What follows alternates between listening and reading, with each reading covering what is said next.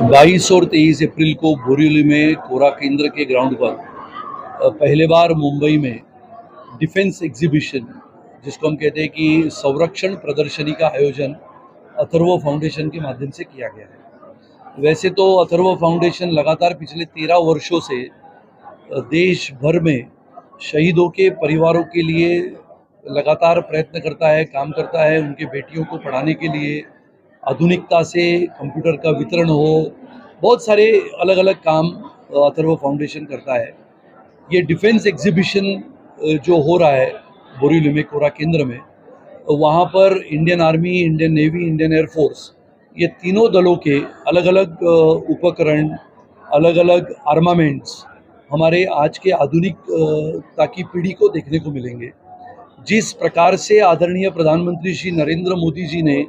इस आधुनिकता को बढ़ावा देते हुए देश की संरक्षण सज्जता को मजबूत किया है। 370 की धारा को समाप्त करने के बाद जम्मू कश्मीर में भी पुनः एक बार पर्यटन के माध्यम से और विकास के माध्यम से जम्मू कश्मीर की लोगों को मुख्य धारा में लाने का काम किया है।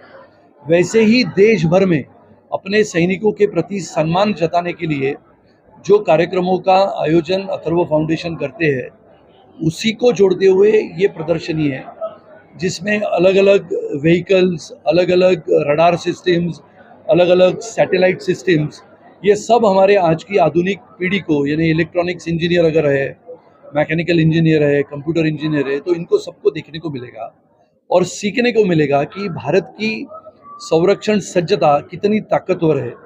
ऐसे समय में जब यूक्रेन और रशिया का युद्ध चल रहा है, ऐसे में भारत की संरक्षण सज्जता को बोरीवली में लाते हुए, जिसका उद्घाटन सम्माननीय उप मुख्यमंत्री श्री देवेंद्र जी और हमारे सम्माननीय राज्यपाल महोदय करेंगे, जिसमें इंडियन आर्मी के बहुत भारी मात्रा में सैनिक भी उपलब्ध होंगे, उपस्थित होंगे। तो मुझे लगता है ये सभी कार्यक्रमों के लिए 2 दिन के लिए बोरीवली, कांदिवली, दहिसर, मलाड, गोरेगांव, जोगेश्वरी, अंधेरी, ये अपने नॉर्थ जोन में रहने वाले, यानी उत्तरी क्षेत्र में रहने वाले सभी नागरिकों ने अपने अपने परिवार के सदस्य को लाना है देखने। तो आपको यहाँ पर अग्निवीर क्या होता है, अग्निवीर की परीक्षाएं कैसी होती है, अग्निवीर के लिए आप जाते हो या मिलिट्री में जाना है, एयरफोर्स में जाना है, नेवी में जाना है,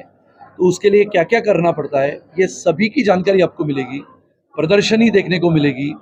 जिन जाबाज वीरों ने इस हिंदुस्तान की सरजमी को मजबूत रखने के लिए प्रयास किया,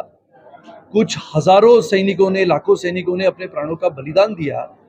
ऐसे बहुत सारे वीर योद्धाओं की कथाएं आपको सुनने को मिलेगी। जो वीर योद्धा लड़ाई लड़ने के बाद भी आज जीवित है, वो स्वयं यहाँ पर उपस्थित रहेंगे और लोगों को अपनी कहानियां बताएंगे। मुझे लगता है एक अनोखा प्रदर्शन और एक अद्भुत, यानी जिसको हम कहते हैं कि अद्भुत ऐसी कहानी जो भारत के युद्ध की है, वो अपने आज की पीढ़ी को सुनने को मिलेगी।